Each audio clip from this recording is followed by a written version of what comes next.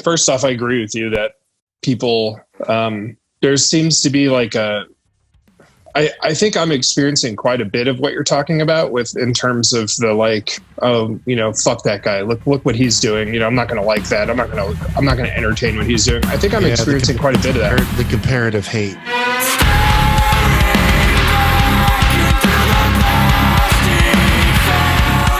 Welcome to the Music Combine, episode 108. Jesse Zuretti. And Jesse Zuretti from the Binary Code and composer for Marvel. Looking forward to the interview, man. He's a very interesting cat. Known him for years. I think you're going to really find some serious value. Guys, listeners, readers, viewers. There's a lot of value. He's a great musician. I played with him in the up-and-coming shows. Shows up-and-coming in Jersey, and we were buddies. Almost was in his band. And he's done a lot to pivot his expertise in music and learning and actually applying it to composition and syncing and licensing from Marvel now. So it's a great example of taking a talent and then kind of leveraging that talent and getting in with the right people to be able to create compositions for a legendary company like Marvel. Yeah, and it's interesting. You read his bio and you see what they're doing on Spotify. I'm really fascinated by this guy. I don't know Jesse personally, but I can't wait to interview him, because the thing is that you look at his bio, he's gone from being a crew member on Summer Slaughter Tour to being, the guy who engineers and plays and is the brainchild of, Binary Code, and then jumps his career to, working with Marvel. And just, if you ever get a chance to look at his website, and we'll leave it in the show notes. Yep. His work is pretty freaking amazing, man. It not freaking amazing. It's spot on. That Westworld clip blew me away. And I'm just so interested in interviewing him today.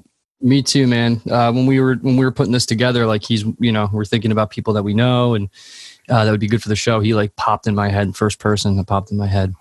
Yeah, because he has such a vast amount of experience. And I think today's, music economy, like we kind of talk about, you don't just do one thing. Right. If you want to really monetize and make multiple streams of income, you're doing multiple things. Jesse, I think, really kind of embodies that, from being a producer, engineer, musician in Binary Code to being, a composer for film and TV. He's also endorsed by a lot of companies. That's not something that, a lot of guys talk about. And I think back in my day, it was always the unattainable thing. You had to get signed to get endorsed. And now, also music instrument companies are trying to find their way in this economy as well. And as time goes on. So what does that look like for them? So this is going to be an amazing interview today. For viewers, readers, listeners that are interested in, taking their talent and, hearing tips and tricks from people that are taking their talent and pivoting it and leveraging it in other ways, just like yourself. Cool. Thank you, man. I appreciate it. We've been talking about music together since probably like 2007. Does that sound right? Yep. That's probably about right. Yeah. Yeah. I mean, I've known you longer than that, but I knew you as kind of like a dude who came into, I think, Guitar Center when I worked there. Yep. That's right. Yeah. Which Guitar Center was in New Jersey that you worked in? Yeah, Totowa. Yep. Oh, wow. Yeah. I'm from Bergen County myself originally, so cool. Interested, but live in LA now. Have for the past 17 years. Yeah. So cool. Mike is just quickly. He when I was 17 years old, I had a producer for my band, and he really showed me the discipline, or told me the potential I had, and that if I put him into shape, locking me in the room and making me, get good with the metronome is something that really a lot of credit for. And also song composition and teaching me how to, basically compose music and put it together correctly, and, do it for the listener, do it for yourself, but play for the song. Don't play for yourself. So these are the things. And now that, he was 28 when I met him, I was 17. So somewhere around there, 26, 28. Oh, it's been a long time. Yeah. Wow. Yeah. So what band was that with? That was with Intake.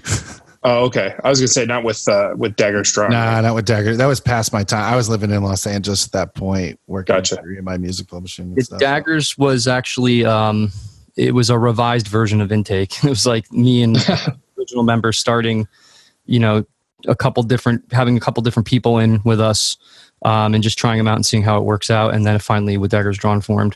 So that's cool. A quick story. So brother, we're reading your bio, we're looking in. So tell me, newest to let's reverse engineer the process here. Right now, what you're doing, and how you're dealing with the COVID-19 situation in your area.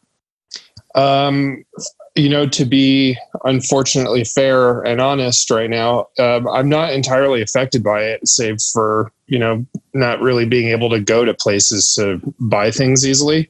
It's kind of shitty to say, but I'm completely unaffected by this. I think I've been social distancing since I was born. So, consummate practicer of the distance. Yeah, exactly. So I'm not really too affected by that. And then, work has always been from home for me. So, I just, I work 70 to 80 hours a week from home, basically at this point. So it's, business as usual. Great. And the only thing that kind of sucks is, I had a lot of stuff planned this year that got postponed. It might be postponed, who knows, but, a lot of Comic-Con and film festival things I was supposed to go to like do panels and stuff that got pushed back. And that's the only thing that kind of sucks, is the travel thing. I did a lot of that last year. So Jesse, talk about onto your experience. I read some of your bio and I've listened to Binary Code before. By the way, this is a twofold question. Jeff Loomis on the new record. I mean, one of my favorite guitar players ever. I got to meet the guy finally back in October when he was on tour with Arch Enemy and they were touring with our buddies Amon Amarth. And Shredder. Yeah. Oh God, dude. Huge Nevermore fan. How did that relationship come about? And I'll ask my other question afterwards. Yeah. Our producer, Aaron, who I've been friends with, Aaron Smith, he owns a studio in Seattle called Envisage Audio. And, I met him on tour in 2010. We played Seattle and we were on tour with a band called Revocation and his band Seven Horns, Seven Eyes opened. Yep. And they, first off, I felt, kind of like men tend to peacock a little bit when somebody's better than they are at something. This band was better than everybody on tour. So everybody was kind of like, this band sucks. This is dumb. And I was like, this band's better than all of ours, guys. Sorry, I don't know what to tell you. And then they put on this show as an opener with like lights programmed and sounded amazing. And they kind of blew me away. And I was given a heads up. Our old manager, Ben Umanov, he's the dude who owns Metal Sucks. He joined the tour with us in LA. He flew out to LA to like meet with a bunch of people, Ash from Sumerian. He did a bunch of cool stuff. And then we met up with him. He joined the tour with us. And by the time we got to Seattle, he was like, oh yeah, the band opening tonight's awesome. They just got signed to Century Media Records. They weren't announced to do that yet, but you're going to really like them. I think they're your kind of band. They played, and then Aaron and I talked and became friends immediately. So that was 2010. Fast forward to doing this record, Memento Mori, we started in 2017. When we were talking to producers, we talked to quite a few amazing producers. We talked to, what's his name? Jens Bogren and Dave Castillo in Sweden. We were going to go out there to do the record. We talked to... I'm having Dan Weller and Nolly. Wow. They work together. So Nolly was going to do the engineering, the mixing rather, and Dan was going to do the producing. He was going to come out to New Jersey and then it would go home and, Nolly would take care of it. Nice. And regardless of what we were going to do, we were going to involve Aaron. Aaron's an amazing composer himself. His music that I've heard stuff that he's done for Seven Horns that hasn't come out yet. And it sounds like The Dark Knight Rises, but a metal band. It's so incredibly intense. It's so good. Like, it's better than anything I've heard in so long. Like, I don't even know if the world's ready for his style of music yet. I think we might be getting to that point, but so he was going to be involved one way or the other. So he was going to probably do some composing at that time, which is kind of ironic if you think about it. But yeah, right. So he was actually very pivotal in all that. Like, he did most of the composing for like the strings and the synths and all that stuff. I was there in Seattle while he did it. So, we were there as kind of like a, bystander. But So Aaron has produced some stuff for Jeff Loomis. I think he did some Conquering Dystopia stuff, and he did some of the solo record. And he and Jeff are good friends. And one day, Aaron's working on a mix for our record for that song that he's on, Those I Sought to Spare, and he's jamming on it with a Strat. And then all of a sudden, I'm like, "Can you just ask him to do a solo?" And he was like, "Yeah, I'll do it." And he wrote a solo. That's amazing. That's amazing. I know, yeah. So that's a pretty cool story. So you're speaking majorly to my heart, because I'm such a big prog metal fan, huge Animals as Leaders fan, and a bunch of other bands in that genre. Tell me, like, in your experience as a composer and doing what you do between binary code, and like you said, you work 70, 80 hours a week, so this might be a little bit of a moot point, but do you find that you have to kind of compartmentalize how you write for those different projects, or is it a switch you just kind of turn on and off when you're working in your process?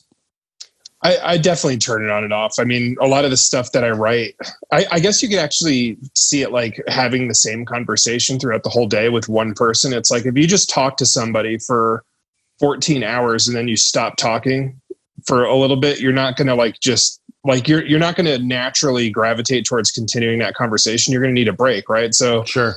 I just switch conversations, basically. It's like I've gone from having this same conversation for 10 to 14 hours. And then, if I need, because I don't like to stop playing music because I've done it for a certain amount of time, like I keep going. So if I have like time and I want to write music for myself, like I come up with ideas while I'm writing music for stuff that I'm commissioned for. So it's like, I'll hear something like, "Oh man, this would be so cool for metal stuff. Like if I use a guitar, but I can't do that for this." So then when I'm done, I'll get out the guitar and try to emulate what I was doing. And then all of a sudden a metal song comes out or whatever it is I'm doing. So it's just changing a conversation, really. It's like a byproduct of what you're already doing, and it keeps everything fresh. So that 70, 80 hours is probably people, when they, I'm not going to say they clock in to work and they're looking at the clock. This isn't something that it's something you love to do. And, right. It'd be 100 hours and you're just glad that you have the opportunity to do that. And that lends itself to your own music later, and your own music later lends itself to probably that as well at some point, maybe not as much, but it's cool that, you just keep having, byproducts of the thing that you're doing for a living that is feeding the original artist in you.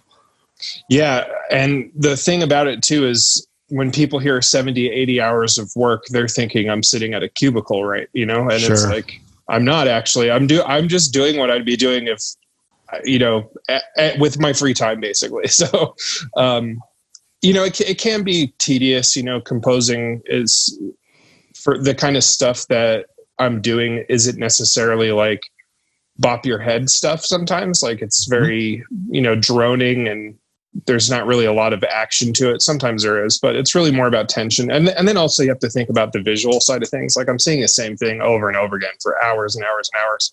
Mm-hmm. So sometimes it's good to just, take a break, pick up the guitar, and, my new thing that I've found, because it's not, I haven't gotten to the point where I'm bored as a guitar player because I'm not that good. Like I can play guitar, but I'm not Jeff Loomis. You know what I mean? I'm not bored with it. I haven't learned all the words in the dictionary, right? Yeah, I understand 100%. Yeah. So now my new thing is I've been learning new tunings. Like I come up with new tunings based on like chords or scales or something. And I've been like experimenting with that. And I find that much like Mick Gordon, who I don't know if you guys are familiar with him.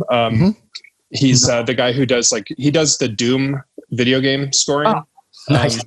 Yeah, he's a metal guy. He's awesome. But like he said something really apropos in I think he did a GDC interview that was like an hour long about the music. And he talked about how like your approach to what you're doing, if you change it, you get better results. So instead of just picking up the guitar and tuning B, E, A, D, G, B, E, I'm like, let me try something weird. So I'll try like E0 and then like like E flat and then D, G, whatever. I just like throw weird tunings out, and I have a book on my desk that I use for composing that I take notes in. And I have like a whole tuning section. I just write down tunings, and I like, you can't look at it and just identify what it's going to do for you right away. So I come up with really weird names for it. So like that one I call the extinction level tuning, because I know exactly what it's going to sound like when I play it. So I have like a way to identify it, so to speak. So yeah, I just got to find new ways to keep it interesting, I guess. It's like an analogy would be like just like a working title for a song, right? Until it's exactly a real song. You're tuning. The Booger Bop song or something. And you're like, right. what is that? And then it turns out to be like the Faint Red Door when you put it yeah, down. Right. It's fucking great. I love working titles. But yeah, man, that's amazing. It's I watched you and just, I didn't watch you like a creep, like, oh, look, I watch you sleeping. Okay. Well, that's okay. I do that to you, so I feel like it's unfair. We started this I'm behind you. Greg's been slivered. This show has started because of the fact that I wanted to do something different, and I wanted to, showcase people. And Mike has great relationships in the industry that he built, and I just want to showcase people that I think are great, and that we're such an egotistical breed of people that, we hate to press a like on something, or we hate to share somebody's stuff, or we hate to, we don't hate it, but we're haters, right? The second our reptilian brain is like, I fuck that. I'm not going to like that, because that's going to make competitive. But you know what I think, or what I feel, and this is how I want to showcase the talent that I think is great. And I'm talking about myself. I need to do that for myself. Right. But I also think there's like a movement that needs to happen. And this show was started due to that feeling that Mike and I both had. And that's really showcasing some great talent in areas that are in the United States or all over the world that, I see going on. And I'm like, that guy needs more recognition, or like we should do cross promotion. Like, so we have this platform to be able to do that and showcase that. So I'd love to see more people or more bands even, just start doing that and start community, more camaraderie. Yes. Like back, we watched, what's the 80s metal, San Francisco metal? Murder in the Front Row. Okay. So when I watched that, and Mike told me to watch that, thank you. It just, there was a camaraderie back in the 80s that we just do not have right now. We feel like we're entitled, we're self-loathing, and we're fucking like, check out my band. It's like, dude, nobody's going to want to check out your band when you tell them what to do. Right. Put it out there. Just like, where's the camaraderie? So like, I hope this starts that again, reignites that kind of ignition, or shows some type of spark. But I've watched you from Binary Code, playing with you, to what you're doing now. It's fucking amazing, man, because again, as a musician, as an original artist, how do you monetize what you do? How do you actually find different individual streams of income that you could create? And maybe you could kind of go into that. You don't have to tell us the political part about it, or like there's, your networking, but like, how did you get to where you are right now working with Marvel from what you were doing before? Yeah. So, and I think it's really unfortunate, because metal music, in my estimation, based on research I've done to fortify my disposition, is the smallest. It's like a micro drop of water in an ocean of music. And we think we're so high and mighty and big. And it's like, dude, you should be grabbing at straws right now. Like, you should be celebrating every single person that you possibly can, because it's too small. Like if this was an apocalypse and music was like a community, like we'd get killed off immediately, because we're so small. Because we're not doing Drake numbers. I mean, then right, exactly. I mean, it's honest truth. Even indie rock, you know what I mean? Like there's crap out there that's made in like 10 minutes that reaches more audiences. And the reason why we don't is because we're supposed to be this forward-thinking, progressive community, but like the ideological side of that is completely amiss. And it's really unfortunate, because I see it. I see two sides to things. First off, I see people trying to act like they've been my friend for a long time, which is absolutely ridiculous. And it's so obvious to me. Like, I have people who will be like, oh, dude, I'm so proud of you. Like when I post something about something I've done, and it's like, dude, I don't even talk to you. What are you talking about? Like, I don't think we've ever met. What are we so proud of? Man, I've been hating on you since 2003, and I'm just going to say exactly now because you're doing something big. So yeah, I figured if I say you're great, then I'm cool by proxy. And you try not to do the whole, who are you? Yeah, I know. I just, you know what, man, like you got to get to the point where you're just like, yeah, dude, cool. Cause I don't really need to politic anymore. Like I'm kind of over it with the whole metal scene. Sure. I just don't give a shit. I love that attitude about you, man. That's what I've always had, that attitude, but you've always been respectful and you've always held yourself accountable, and you respect like good content and good, like putting out really good records, and just like your artwork and everything, the conceptual aspect of what you do is just like, and your videos recent of like you playing and putting that, I've really enjoyed watching them and listening. And it's like, it's just, I'm really impressed, man. I mean, I'm not kissing your ass. I'm just like, it's inspiring. Really. It really Thank you, man. I appreciate it. Yeah. It's just an endless hustle. And that kind of ties in with, your original question of like how to monetize, there's pivoting involved clearly. I've talked to, I don't know if you guys remember a band called ISIS, the most unfortunate band name of amazing prog band. Yeah. And so good. The founders of post metal, basically. I actually can, from here, I have a poster. It's Tool, Meshuggah, and ISIS from like way back. God. So I talked to Aaron Harris, the drummer, who's a composer. He does.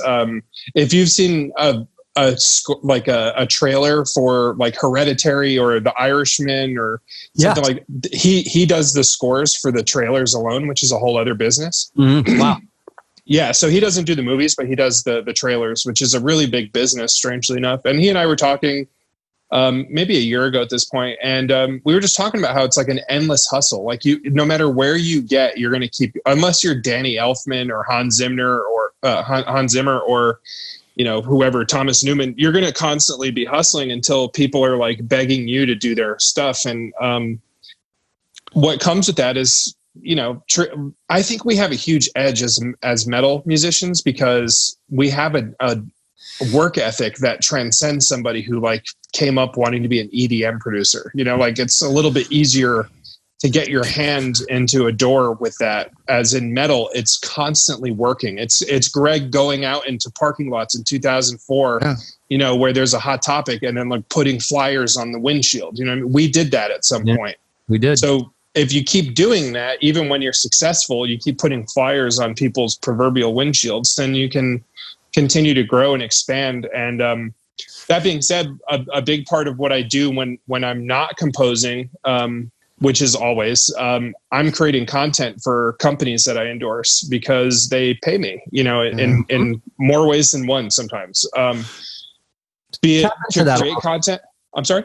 Tap into that a little bit. Yeah, because I was reading your bio and I was amazed at like the Brass Knuckle endorsement, the Sam Ash endorsement, the Mayones guitars, which is one of my favorites. Mm-hmm. Beautiful. I was talking to Greg before we started this interview. When I was a kid looking at Guitar Magazine, it was a situation where you didn't make it into Kramer Guitars or ESP or whatever it is unless you were signed. And I think that's a very different situation now, being that companies need to explore every avenue they can with artists.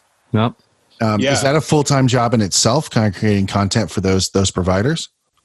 It's definitely, I guess it's like, for me, it's become, it's a hobby almost that pays to a certain degree. Cause like I was doing this anyway. Like I was a creative director before I started composing full time, and I was already, doing, I worked for a musical instrument company. I was already creating content for a company every single day and making them a ton of money doing that. And then I left to do marketing on my own. And when I was doing the marketing gig on the side, it kind of just morphed into composing full time eventually. And I still kept doing all of those things I was doing. I was still creative directing myself. I was still marketing myself. I'm still doing all these things. So I think the reason why Binary Code ever got endorsements in the first place was probably because I've always treated Binary Code like we were signed. Like it didn't matter if we had a record label. We always tried to do things the same way. Like we had big budget albums. We, when we did a tour.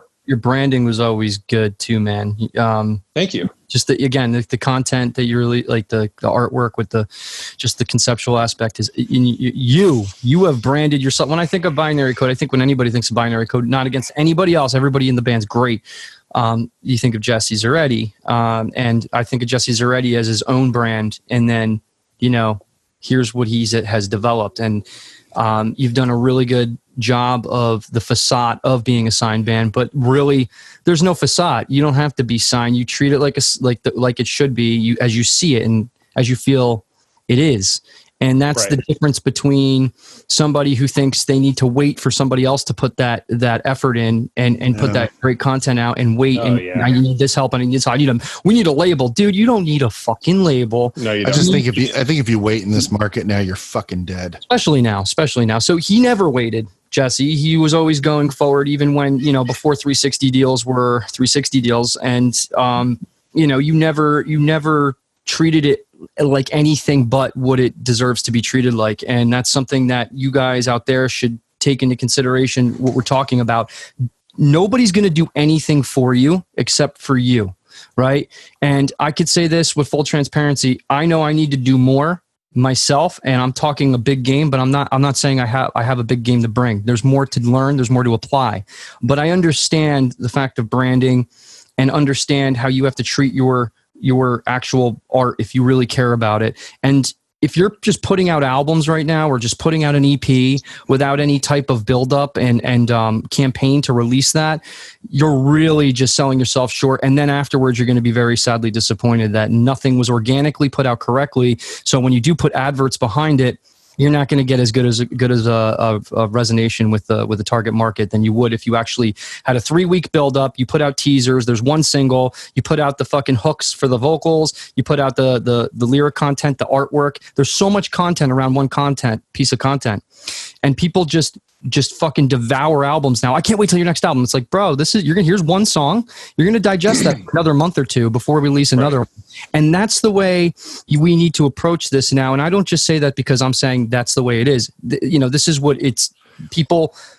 Ever since music has become saturated on the line, if you just put shit out without any type of build up behind it or any execution or strategy, you're really selling yourself short. That music may be great, but nobody gives a shit. So you have to give a shit. Yeah. You have to give a shit and put it out. And you have done that with your music. And you've done really well with like, here's a clip of this, here's a clip of that. And then when you release the song, it has a bigger splash and you set up the Metal Sucks and your publicity. Everything you've done up to this point has been, I think, a staple, guys out there. Like, look up Binary Code, look up their look up what they're doing, look at their artwork, listen to their music, listen to the production.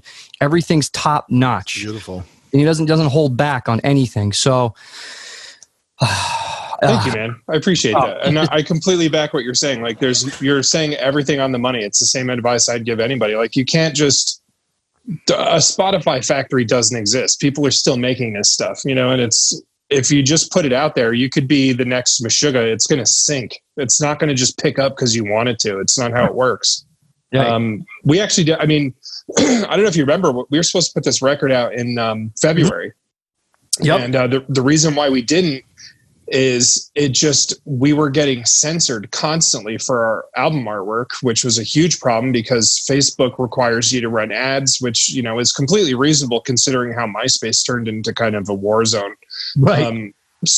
I agree with that. And I like that because it lets me choose my demographic to expand that. And they wouldn't approve any of our ads. So our posts were sinking drastically. And that's a testament to what happens if you don't do anything. I mean, like we have this record that we're very proud of and has like, it's good. Like we like our record, which is a rare thing you shouldn't like everything that you do musically. You should be able to look back and be like, this is fucking awful. Can we bury this in a desert somewhere? Yeah. It kind of gives you a point of growth though, too.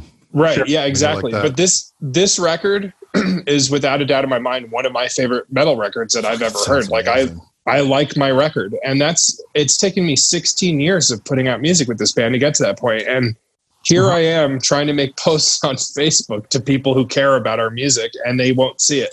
So we had to re-strategize, and we hired a PR firm, a really good friend of mine, Curran Reynolds, who did work for us in 2010 for our it was a suspension of disbelief record. He did an amazing job with it. Mm-hmm. And we hired him and we got better results, but sure enough, COVID happened and the industry shut down right when our record's coming out. So it didn't even do the best that it could, but we needed to move on. We're like, listen, we just got to get this thing out. But, Gotcha. you know, we almost didn't put this record out. We didn't care to, Wow. you know, like when you're proud of something and you're happy with it, and your expectations for music have changed drastically, because I don't know if you guys know this, but like half my band are composers at this point. My drummer's a composer, you know? Yeah. It's amazing. Everybody's doing good stuff, and being in a band is such a low ROI at this point that like none of us really cared whether or not to put out the record. And we talked to record labels, we talked to everyone you could imagine under the sun about this record. And ultimately it's like, you're going to give us how much money? Like, right. It's scarily small. And the thing is, like, to subsist on. Right. I mean, I've always said it, and you know, I've been in and around the music business for over almost 30 years. And I even felt in the early 90s, it was like record labels are banks with marketing departments. Right. You know, it's a loan. You have to pay that money back at some point. And with record sales not being what they are anymore to non-existent, you know, what do you do in that situation? You're in it. You got to pay that money back at some point. You know, whether it's agreed. You know, whether it's through publishing or some other way. I mean, they want a return on their investment. So not a lot of bands pay it back these days, I'll tell you that. And they don't. And you know, I remember in the 90s when like certain major labels would sue their artists to get their money back if they didn't. They dropped them even. What a horrible way to go out. Oh yeah, I mean, you know, I believe it happened to. I mean, it's sad. Whatever you think about that band, but Warrant. I mean, it definitely happened to Janie Lane. He got sued by Columbia. Yeah, you get the money back from Dog Eat Dog. The money's mine. I won. It's mine. In all the years, I never thought I would get the money's mine. The money. Oh my God. You know what that's from? I remember it's a little old Jewish guy. I can't remember. Yeah, what Vegas it's from. Vacation. He's in the casino at the end. Vacation, that's right. And then he has a heart attack, right? Yeah, he's like, Yeah, nice. yeah. It's great, but yeah, man. Like, Last seriously, Morissette song. like honestly, I think like if you could just literally market yourself correctly and consistently, and you know, just A/B test with things and monitor those A/B testing and seeing what works and what not work, and keeping putting out content and documenting the process, right? Like, I mean, this is something I'm learning now. It's like all I have to do is record what I do on a weekly basis, and that's content right there. And it's so hard for me to do that sometimes because I'm in a band with 3 other guys. I'm using my phone as a metronome, and then I need to bring a separate camera, and then I ask them to do it, and then it just becomes by the wayside, and I'm sick of that shit. So like, you know, now that this shit happened, you know, I've social distanced myself as well in general. Like I've been working from home for a year and a half, and I love it. It's fine. I'm fine with it. And I do marketing too, but I do it for businesses that, you know, I'm not very passionate about, but I know how to get going. I know how to bring lead generation to them, but I'd rather do it with something that I love. And that's me pivoting myself to doing it for this. And now it's like, okay, you know, if I could just, now I'm going out of my comfort zone. I got to interface. I'm not used to recording myself. I'm not used to setting up mics or anything. I've pushed myself beyond what I'm used to doing. And this situation has allowed me the time to be able to reflect what I have to be doing to be able to, you know, get through that saturation that we're talking about. And I don't care how long it takes. I love doing it, and that's fun. But the thing that's really cool is how to monetize, you know, something like, all right, you're a drummer or you're a guitar player.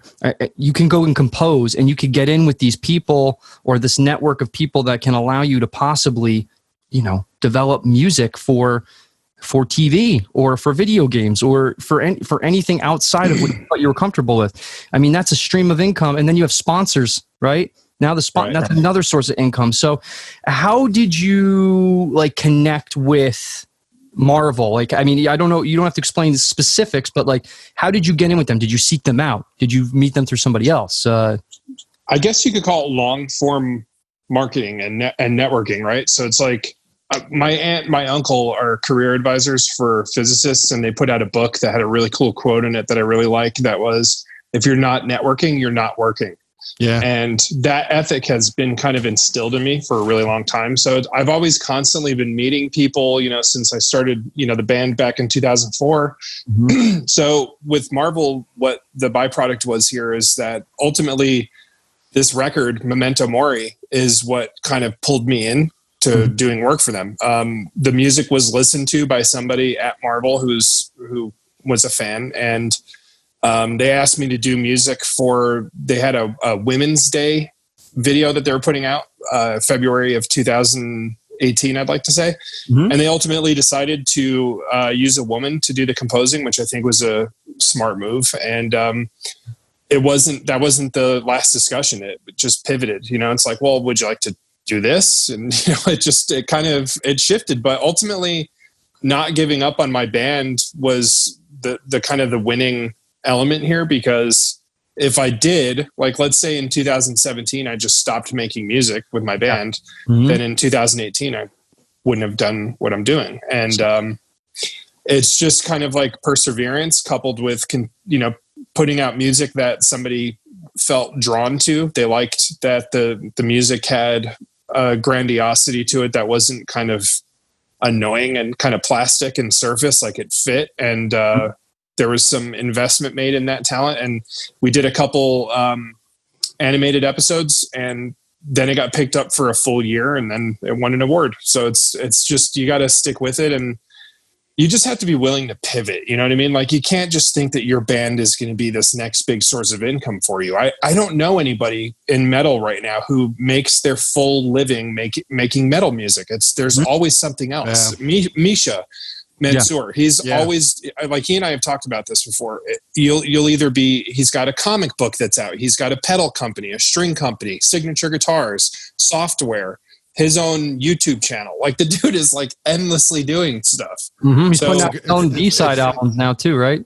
Something like that. Yeah, exactly. He's putting out like 108 songs or something like that. And that's why the dude has the things that he has that somebody otherwise would just go to school for 8 years, and it's like, you're hitting on great point. We've been talking about this. It's a common thread between in our podcast. You're hitting on every single thing that we've tried to hammer home to people, and that's, you took your original band, and right when you like even kind of felt like you wanted to quit, you kept going and going, and it led to where you are right now. It gave you the key or the door to walk through to get to where you are right now. And if you didn't do that and didn't keep going, you wouldn't be where you are right now. Maybe you'd be somewhere else, I'm sure.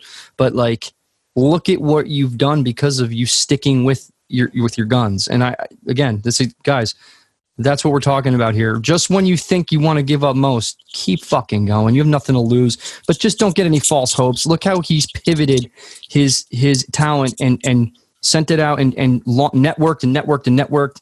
And look where he is now. I mean, he's going to keep growing. And that's an inspiration to everybody listening, viewing, and reading what's going on here. So you could speak to that a little bit more if you'd like, or anything that, comes to mind right now. So, it's always probably going to be a matter of pivoting, I think. I think you see that even with more famous people. I think you see them pivoting constantly. I think you see Kevin James just put out a new movie called Becky or something like that. It's completely unlike anything. I haven't seen it. But I mean, we know Kevin James and like what he's known for, the King of Queens. He's like this, large dude who's like funny and, he's kind of innocent. Right.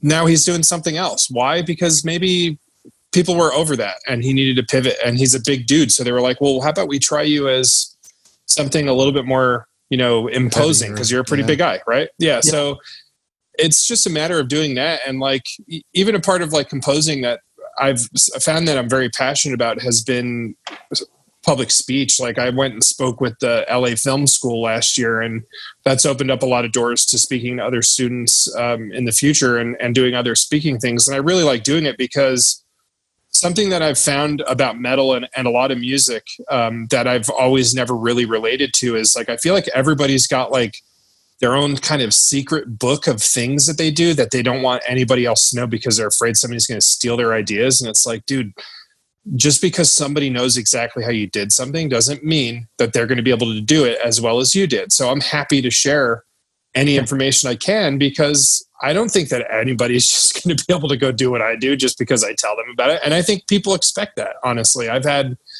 some pretty big name metal guys privately message me and email me and send me stuff on Instagram and ask me like, hey man, I'm thinking about getting into composing.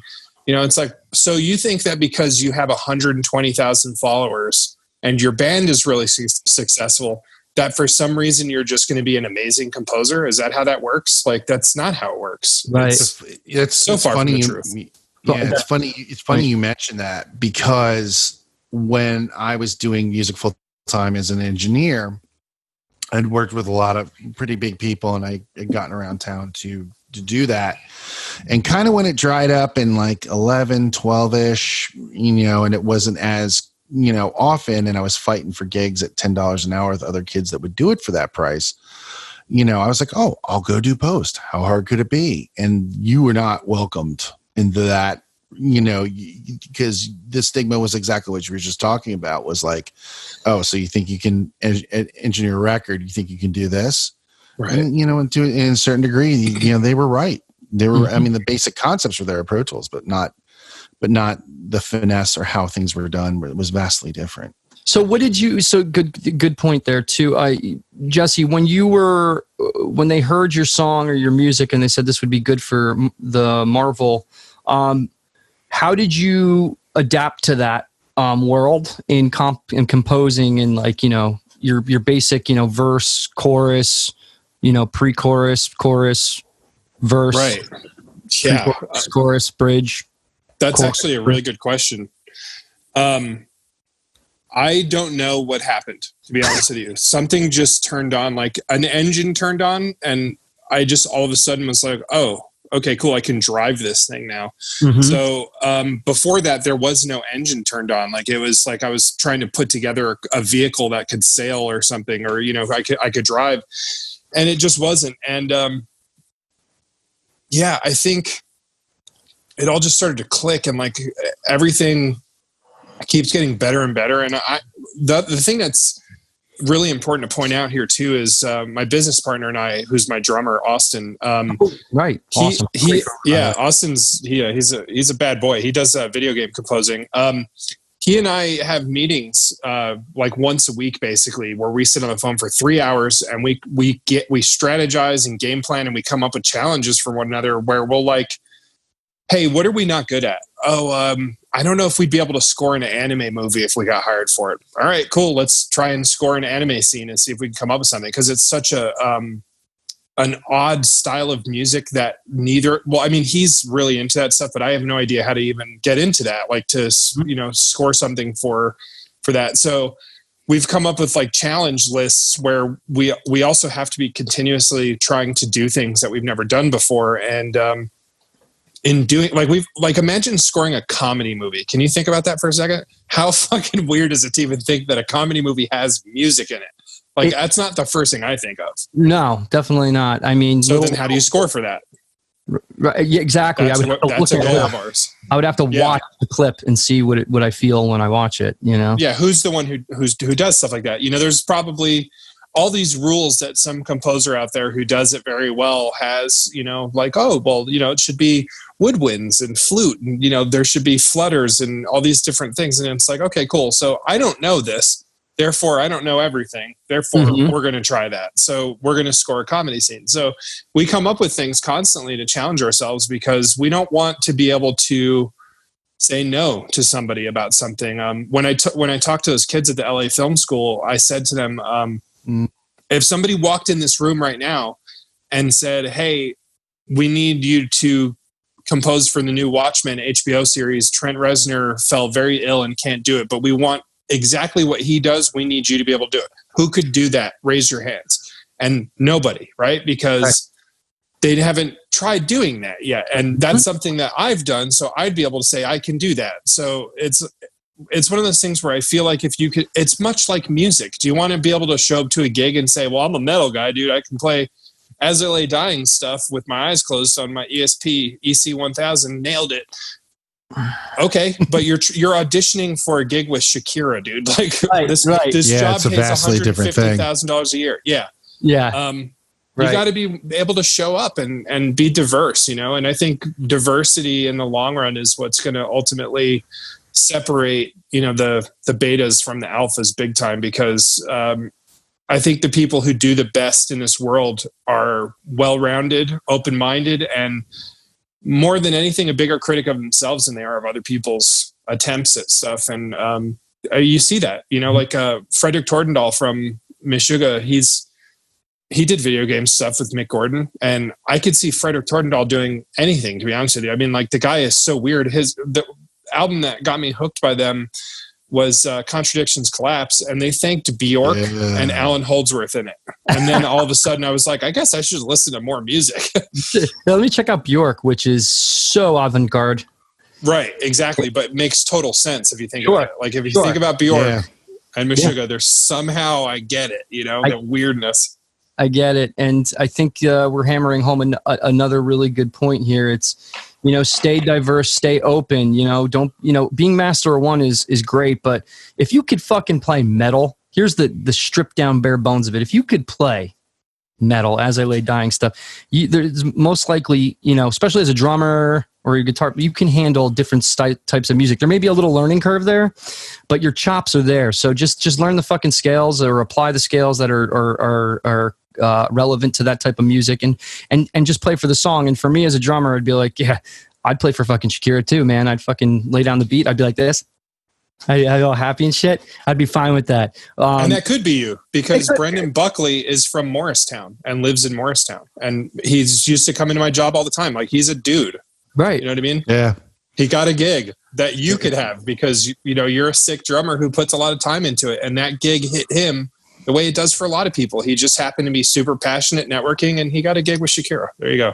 There you go, man. There it is. So again, we're hammering home the things that you can take your talent, parlay it, but it's kind of like, it's more of it's a persistence thing. It's like, okay, you got the chops, you got what it takes. Now start putting it out there and start putting the word out there and start asking around and start networking. If you're not networking, you're not working. You're really not. You're saving all your precious treasures for what? For what? For what? To be and then you. So here's the other thing. We you're on Facebook and it's like, become a producer or God, get my course on this. And I'm the guy. We've been going over that. It's some guy who it's like, who the fuck are you anyway? Yeah, like, what are your credits, bro? Like, and then he's a guy with better marketing skills than me. Yeah, pretty much. And then he's selling the way he could teach you how to market.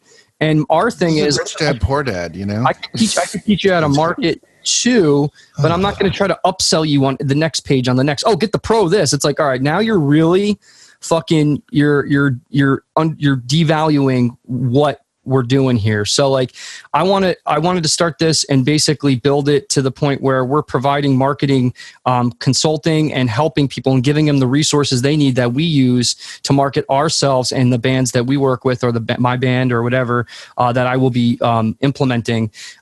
So we're able to repurpose these assets that we developed for the artist that isn't doing it themselves and help them do it and not rape them for money constantly. You click in, it's an upsell. You click in, it's an upsell. So enough of that shit. And it's like, dude, you know what? You're not selling your music. You're selling the fucking course, and that's what you're making your money on. So let's just stop it right there. Okay. Let's call fucking spade a spade. This is what you're hoping that the people don't take it seriously and they just pay. It's like Planet Fitness. Yeah. Right. $10, you're going to just be a member for fucking life. You times that by 100,000 people. And you'll never go. It's the standard, do you want to work out at Planet Fitness, or are you serious about your workout and you go to Equinox? Like, I mean, and then pay $150 a month. But to speak to that experience, it's like, I got better results with Equinox. You know what I'm saying? It's just might be a placebo thing too, though. It might be like I don't think so. All I need is a fucking squat rack. What I need, and I'll go to town with it. But that's neither here nor there. The thing is that most people don't pull the trigger. So, when you're left to your own devices, what happens is it's paralysis by analysis. You see what you're not good at and what you haven't done. And it's like, oh, I have to make a landing page. Oh, I have to make a mailing list. I have to do an automated campaign. I need to put out content. I don't know where to start. And that's how most people feel when they go into these courses. And then they have webinars that you follow, right? And they're very informative. It's what you make of it, but most will not fucking follow through. And they're out of money. And they're out of money. Yeah. Money. Now your money's spent on that instead of what about the advertising spend that you were going to take that money and allocate towards the ad spend.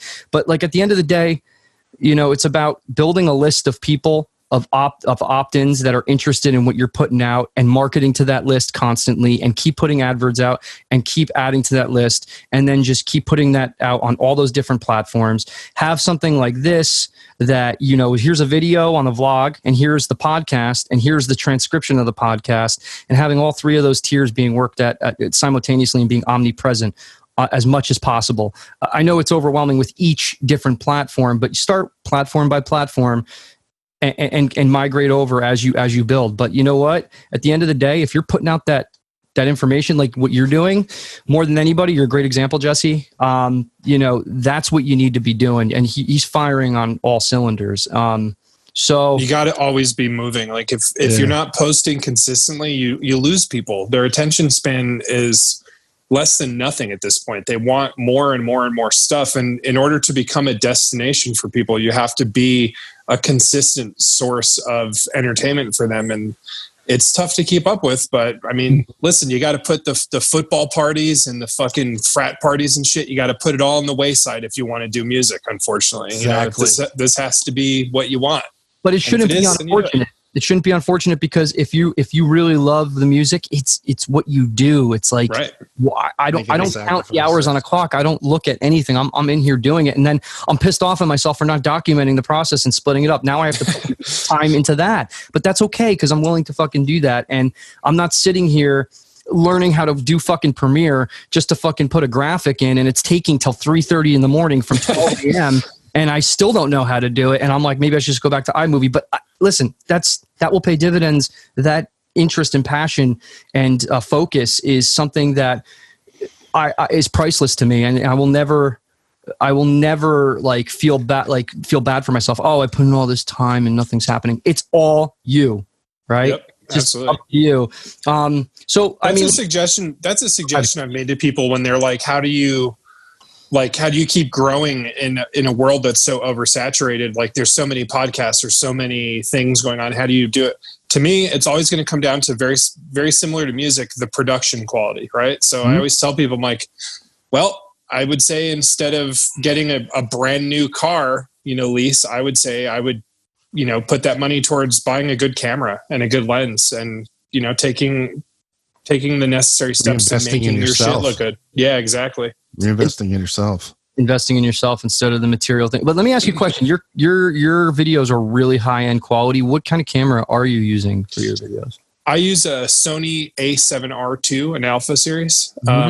And I use a Zeiss lens, and I use a I use an f4 and an f1.1, which is what gives that really cool kind of bokeh field of depth where the background is completely blurred out. There's all the lights have like the big circles around it. Yep. So I just use that, and then I have good lighting, Yeah, and the sound quality is great too. Thank you. And we were talking about that today, Jesse. I was like, yeah. He's like, well, what are you guys using? Do you use a microphone or whatever? I'm like, well, if you have a microphone, it's better for the interface. And he's like, well, what you remember we said about that? Most, people aren't really paying attention to the audio, which is right. It's a podcast. Probably the most important thing is the audio. Oh, I hate poor audio. I mean, have you ever listened to old Bill Burr podcasts when he used to just phone it in? Yeah, they're great just because of what he's saying. But right. Oh, yeah, but it's like, dude, I can't do this for a long time. I think there's also something about a podcast that's psychological. I think there's aside from the ASMR, this buzzword, I think there's the timbre of people with very specific types of voices. It can be lost in the quality. So if you have a good microphone for that, you can actually hook somebody in by providing a level of comfort to them through this like resonance of your voice. And I think that there's a psychological side to why podcasts work so well, why people can sit through 3 hours of it, So if you want somebody to sit through 3 hours of your talking, I mean, make it sound good. Make it sound good, guys. Get some good plugins. Right. There's really cool tools out there for people who don't podcast or do audio engineering, who just like have something really worth saying. Rode, who's a company that I only endorse companies that I use because I'm stoked on them. Like, that's how it works. It's never, hey, would you like to use our product? It's never, do you know how many things I've been given where I'm like, this thing sucks, and then I sell it on Reverb? Do you contact these companies to tell them like, I want to represent your product, or? It's 50-50. It really depends. For example, if there's a plugin that I use that sometimes it's not about, hey, can I get free stuff from you guys? It's like, hey, I just wanted to officiate that we work, like, let's work together, because I create a lot of content and I talk about your shit a lot. And I feel that, you know, if we work together on this, if there's some way that we can kind of connect on this, I think we can actually make a greater wave with this. And you can take advantage of the fact that I am making content that uses your brand, and I can take advantage of the fact that you guys have a good following. So, you know, a company like TuneTrack, for example, I've become very good friends with, who I create content for. They do things for me. They'll post stuff. They have done, you know, they'll do like an interview. They do stuff. It's a working relationship. And Greg, I don't know if you remember, but, you know, I have a podcast that I started about 3 months ago that has not premiered yet, because we've been treating it kind of like a TV show, where we've been recording a season's worth of podcasts, and it's gonna, you know, we have like this whole thing worked out. We have interviews with people, you know, like really cool people in the industry, and we did an endorsement one. I didn't know that, but that's awesome. Yeah, we have one called Noise Killer Podcast, which is not out yet, but it's going to be. When's the release date of that? Because, you know, it keeps getting pushed back. Okay. It should have been last month, but the record came out, and I'm hoping the end of this month. Like, we have enough episodes to cover a lifetime at this point. We have seasons, literally, like TV seasons. We have enough for a year's worth of seasons, and they're really good. And I really I can listen to them and say, like, wow, this is going to be really good when this comes out, because we tackle endorsements. And much like I said before, like, I don't need to politic anymore. I'm not going to sugarcoat it for people. I don't care. You know, I'm not going to tell everybody, hey, listen, if you're a really good guitar player, all you have to do is shred and post videos. No, asshole. If you suck as a human being, you're not going to get an endorsement, because the dudes at Ibanez or Jackson or Mayones or Aristides, they don't give a fuck. That's the way it goes. And also, too, avoid shitty companies who are going to give you an endorsement just to turn you into a customer. That exists in the boutique world. It's a horrible thing that's going on that I can't stand. And we're whistleblowing the shit out of that, which has never been discussed as far as my research has gone on the internet. I mean, there are companies who make amazing guitars who will give you an endorsement just because you bought 2 guitars from them. You did nothing but spend your money working at fucking Verizon as a salesman or something. And now all of a sudden you're endorsed. Do you know how hard it was to get an endorsement 10 years ago? You know, it's like, impossible. So, pardon me. So yeah, we have a podcast where we talk about stuff like that. And looking forward to it.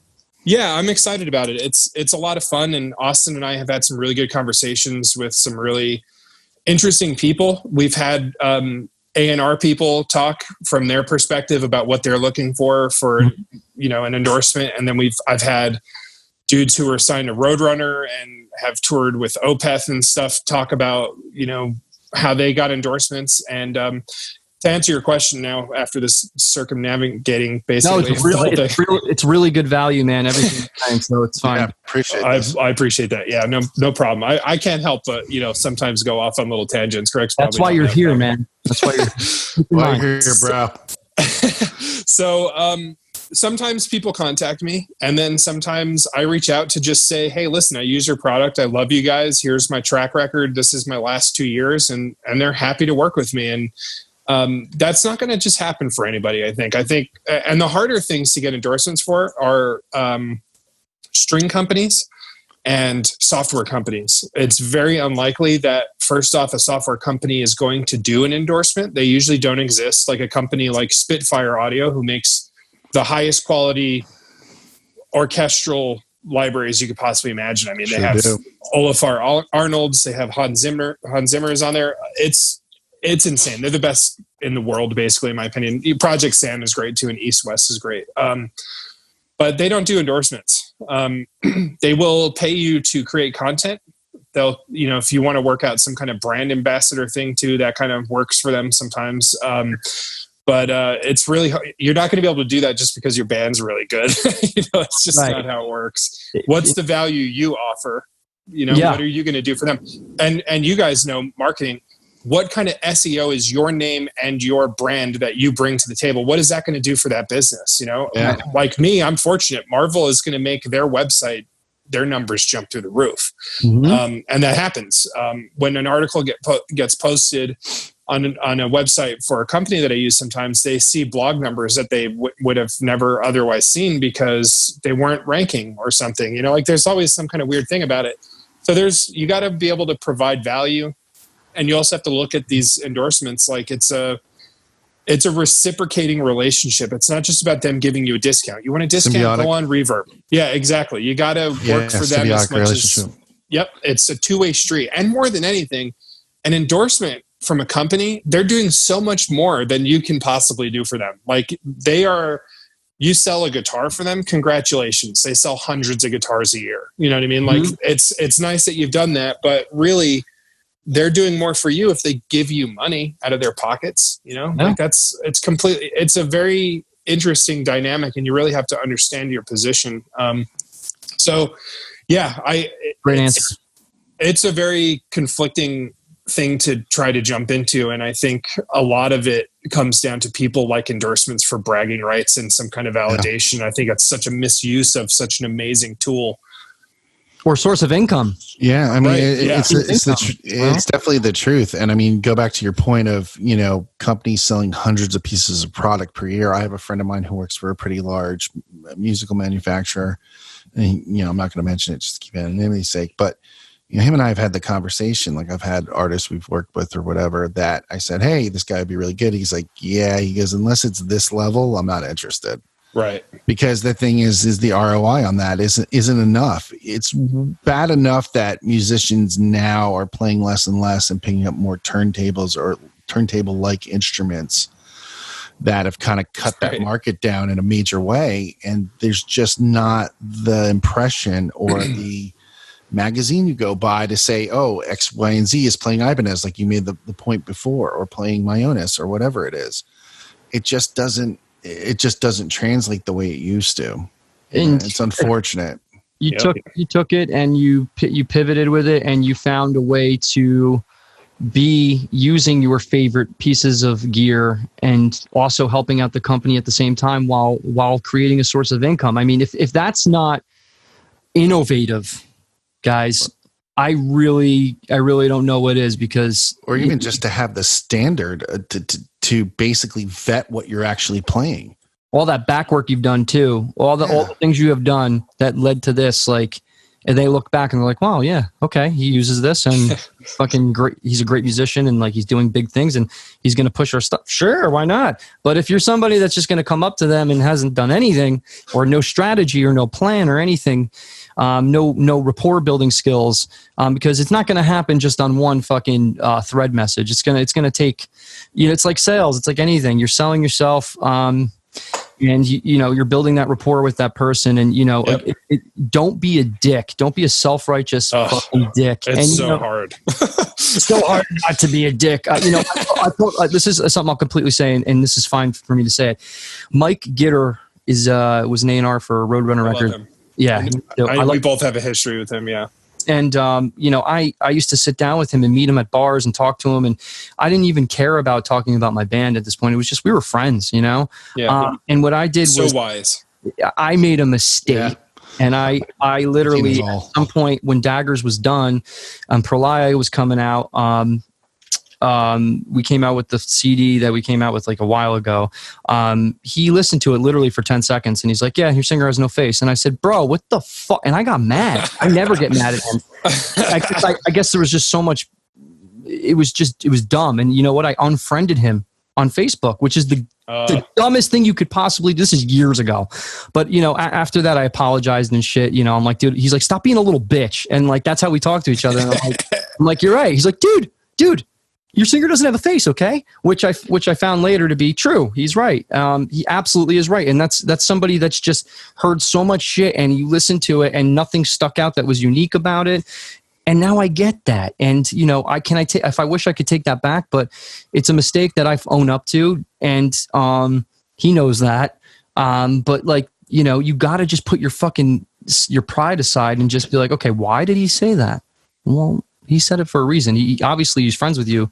So he felt like he could say it and be completely honest with you. Yeah, and that's the good thing about it. He's not lying to me, and then I had a band that played with me on our record showcase show for Roadrunner. And my friend kept tapping me on the back, like to introduce him. I'm like, dude, stop. Like, what are you doing? And like, he tapped Mike and he goes, Mike, what'd you think of my band? And I'm like, Jesus Christ. Oh, he goes like this. He goes like this. You're right. And he's like, oh, he's like, all right. He's like, he's like, bad. He's like, nah. Just like that. Like, I told you he's going to do that. So don't fucking think he's going to say it. Like, that's think. It's almost like asking someone, was I good or bad? Like, yeah, don't do that. You really want to know the answer. You really want to know the answer? Because if you had to ask, you obviously are not ready. Know it already. You know it already. Well, Gitter is the kind of guy who will tell you too. I mean, like, he came up to us in 2010 at the end of a CMJ show and was like, hey, I think I want to jock you guys on this new thing I'm doing. And I'm like, okay. And then like 3 months later, we start a tour. He comes to see us again. And then we get a call. Hey, he wants to sign you to Century Media, which didn't happen because things happen. But and that after he'll tell you. Yeah. Yeah. He's not going to like, he's not waiting for you to ask. He's going to tell you if he likes you. He's going to tell me. Real. And so these are the things, you know, I've been to the actual headquarters of Roadrunner, and I met Monty, and I met them all, and I go. Dude, you want to talk about a brutal dude? I love Monty so much. He's brutal. That guy. Yeah. And we had Max in the band after our old singer from 40 Below, and they didn't want him. They wanted our old singer. So like interesting. You know, it was like that was an ego crush, I'm sure. For him, not, you know. Oh yeah, no, that's what I meant. It's like, I'm not for Black Market Hero. Well, no, this was for With Daggers Drawn when. Right. Yeah, well, it was Black Market Hero. He was playing with our band, but Max would come meet with me with Mike, and I'm like, you could come, but like, you know, he's there for me. So he's like, no, I just want to come. You know, I'm like, I know him. I'm like, yeah, but if maybe you didn't reject him back in the day, which you did, maybe you'd have a better chance of him hearing you out. But the tables turned at that point, and all I was doing was just developing a relationship with a guy that I thought was really cool, who liked my band, and there was a possibility of us getting signed. But what happened was Mutiny Within was a bunch of young kids, didn't have any responsibilities. They got it. We recorded with El Nino. Our sound was completely shitty and sonically, dude, we were cheersing, right? We were drinking together, cheersing. He was going to go show the staff, the decision makers of Roadrunner, our CD. And then he listened to it. I get a call at 7:30 a.m. He's like, hey, Greg. I'm like, what's up, Mike? He's like, not going to show him your record. I'm like, I didn't think you were going to. That's why I was wondering what was going on yesterday. He's like, dude, I put it in. It sounds like shit. I'm like, sonically. He's like, shit, I can't show them that. It's going to ruin your fucking name. I'm like, don't show it then. It's completely understandable. He's like, you know, I love the songwriting. It's just, it sonically sucks. And I'm like, I spent $3,000 on 3 songs that completely was for nothing. And you know, what did I get out of that? I had a guitarist quit who was my best friend. And then I just kept going on because I didn't care about getting signed. I just cared about doing what I love to do, but I wanted to push it as much as possible and see what we can do. But it takes everybody working together. And let's get back to that, just kind of pivot full circle here. Your band, the guys in it, I know you had several member changes. I actually was going to drum for Binary Code at one point, but just didn't have the time to do it, which I regret. But you have Austin, who's absolutely a fucking beast. So, you know, you developed that relationship out of that. How does your relationship with your band, you know, you have a meeting with Austin once a week, 3-hour meeting, you know, like everybody works together. Like, I think everybody needs to be on the same page when it comes to putting out content and like pushing everything as much as possible. And speak to that a little bit, because I get a little let down. I feel like I'm left to my own devices, and then I don't do anything at all because I feel like I'm, you know, you're going to get mad at me. I'm going to get into fights with you because of something stupid, and we're just trying to make this better and get everything out there. But you know, it's like, it's overwhelming because then it's like, oh, why did you put that out there? It's like, dude, you're not doing anything. So I took initiative. So when it comes to those things, can you kind of speak to those like the psyche of that? Well, fortunately, Austin and I are very much on the same page about things. He's going to constantly create stuff because that's what he does. And I'm going to do the same thing. But in terms of Binary Code as a band at this point, we're not really a band in traditional sense. Like, it's project more, right? It's a project now. Yeah. And, you know, whatever happens going forward is fine. But this is not a lot of people know about this, but I'm doing another band right now with some amazing dudes, like a stacked all-star lineup of people, and it's completely different than what I'm doing right now. Cool. It's going to be a recording project for the time being, but you know, the dudes in the band are all very respected in the music industry and are signed to record labels with their other bands. So they suspect, what's that? Let's look out for that. Yeah. Yeah, no, dude, I'm excited. I've already written 10 songs so far for it. Yeah, and it's just amazing. I mean, like we have, I'll tell you outside of the podcast who's in the band because I don't want to blow anybody's cover until things are ready. Yeah. But that's something that is a learning curve for me because we all live in different states. You know, one guy lives basically in Chicago, one guy lives in Louisiana, one guy lives in Philadelphia. Like we're all over the place, and it's interesting to kind of keep it together with guys who are all the kind of to say it again, alphas, I guess, of their bands, like the dudes who keep their bands afloat. With my band, it's tough. Yeah, go ahead. They're all like the pillar of their band. Like, right. Yeah. And when you have a full band of that, it's really interesting because there's a sense of relief where it's like, oh, I know that I can just like show this to these guys and they're going to do what they need to do. I don't have to worry or stress out because so much of being in a band is being a fucking dad that you never wanted to be, you know? It's like, why am I advanced changing your diaper? Yeah. This is not what I signed up for. Yeah. And then you're made to feel like an asshole. Right. But my band, Binary Code, my dudes, I don't feel like I've ever had to be that way. Honestly, like I'm very lucky that I spent so much time sifting to create the team that I have for this record. And, my singer on tour is like, he's a robotics engineer in real life. He handles our whole rig. Like he gets the whole thing set up when we toured with Leprous. Like he would make sure that all of our wireless is set up, all of our patch changes are set up, the laptop is set up for light changes. He does all that stuff. So what singer does that in a band? You know what I mean? Like actually, that's amazing. My singer is actually that kind of too, which is very rare in Red Hymns anyway. It is super rare. It's just unbelievably rare that a singer does anything besides be a personality. And my drummer can do the same thing. If we needed it, my drummer could do that. Oh, and then my bass player, Connor, is a professional live sound engineer who's done work with like Stevie Nicks and stuff. Okay, cool. So he could do that. Wow. And then it's like, it just kind of keeps going. And it's like, I'm really lucky. Like, I'm just so happy that I have such good dudes in my band. Like, this is such a rare thing. I've had shitty guys in my band before. Not like shitty, like as people, but shitty team players, like who don't get it. Yeah, and it's tough too because I mean, like if you guys think about it, pretend that your band was a job. How much money are these guys getting paid? You know what I mean? What's the ROI for them? It's really hard sometimes to show people the value of the hard work, and I think that's where you get bad bandmates. Yeah, they're trying. They might work great in a band that's paying. Yeah, right. It's like, and everything's about work outside of that. And I understand why they think that, but you shouldn't be doing this in the first place if that's the way you're gonna look at it. That's the truth. You're never gonna be satisfied with that. But I don't think they choose to look at it that way though. Sometimes I think it's subconscious. Like it's their paradigm. Yeah. It's their paradigm. So to kind of bring things to a close, Jess, is there I thank you so much for being on this podcast. Dude.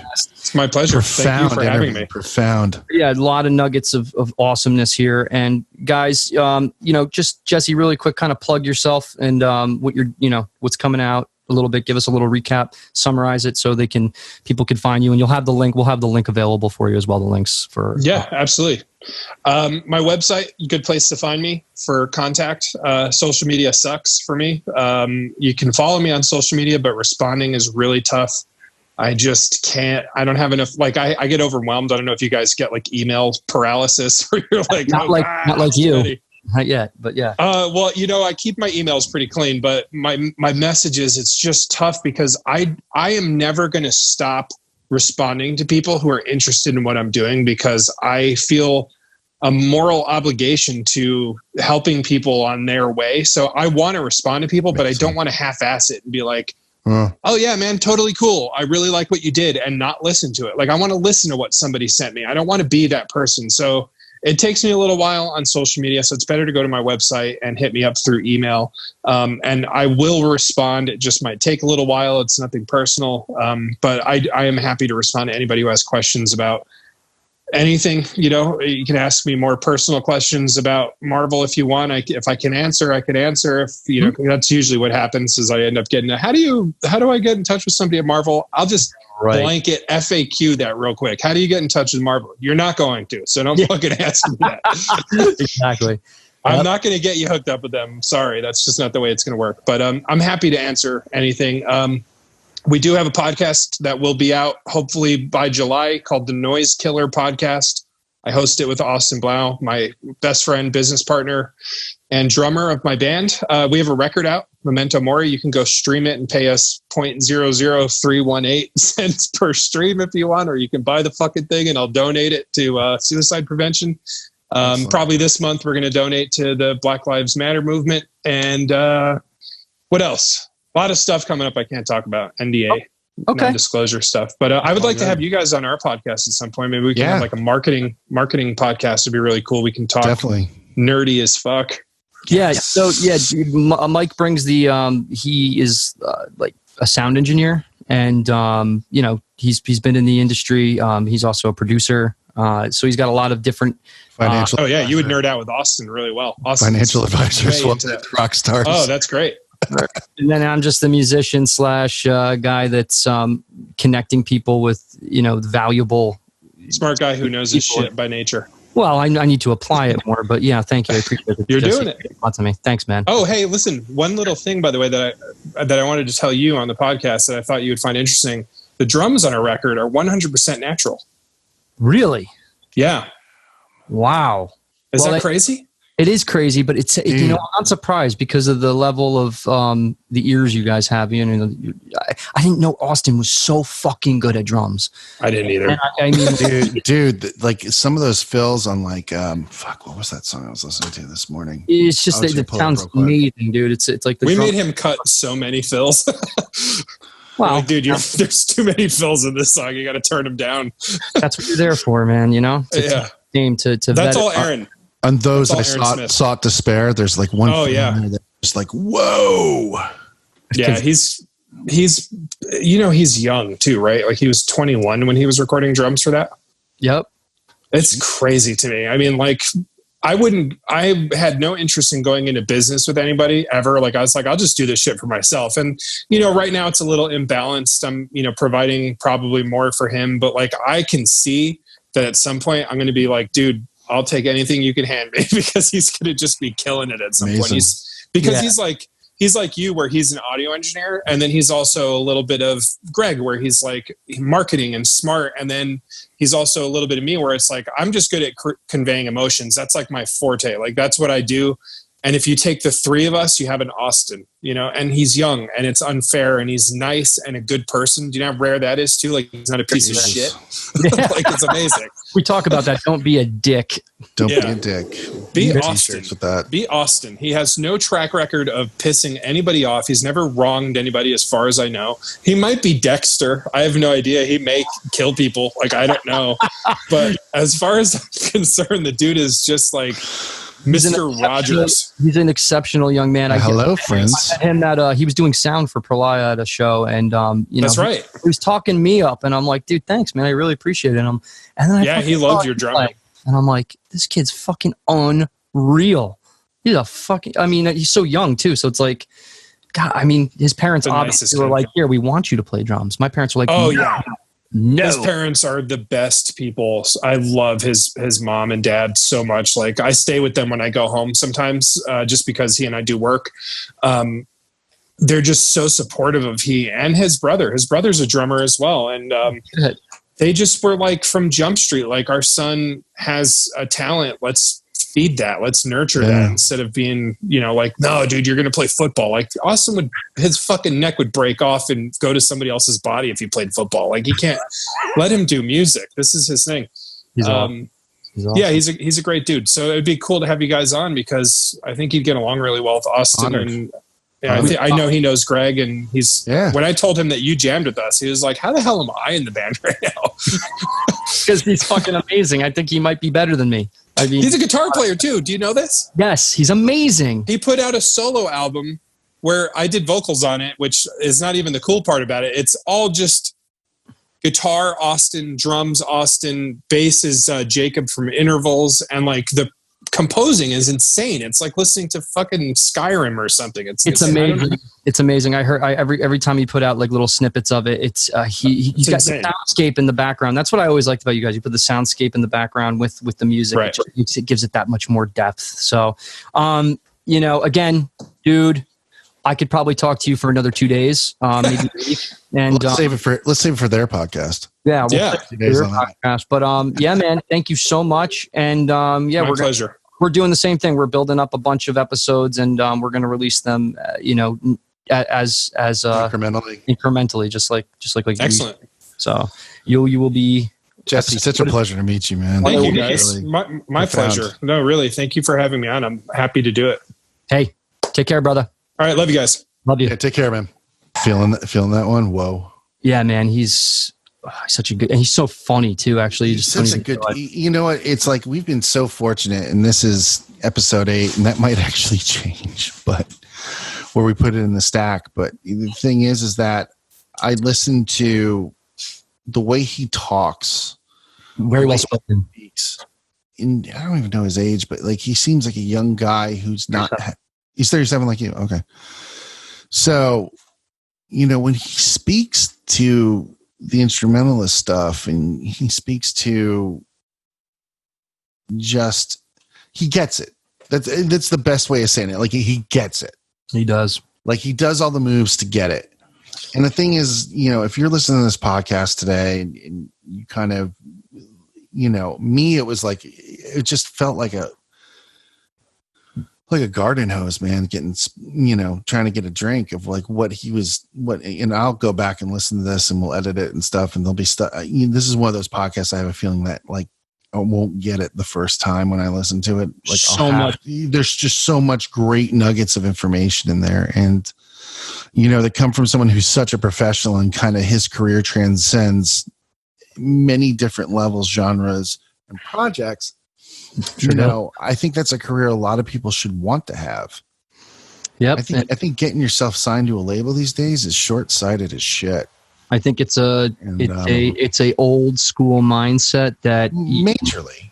And you're really not. If you can't fucking depend on yourself, man. I mean, it goes back to your point. Can you sell at your backyard? Yeah, can you sell at your backyard? Right. I mean, I listen. I admire. I'll have this other kid. His name's Alfonso from bands called Heartsick. There used to be called No Life, and Max used to be like, "Oh, Greg, you're just like this guy Alfonso." I am a lot like Alfonso, but I'm not in the fact that Alfonso will go take a gig in Louisiana and drive out there and fucking play to nobody, and he's fine with that, and that's cool. There's a place for that.